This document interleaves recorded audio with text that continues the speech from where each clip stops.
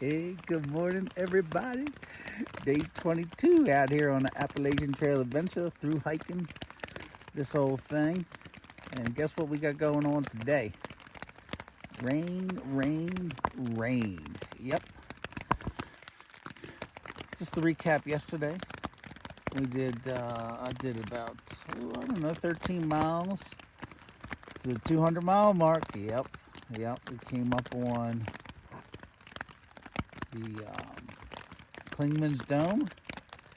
Hiked about 4 miles past that. I'm at the Fort Collins or McCollins shelter. I'm actually hunted outside because they had a full load in there last night. High school track, cross country, and wrestling team.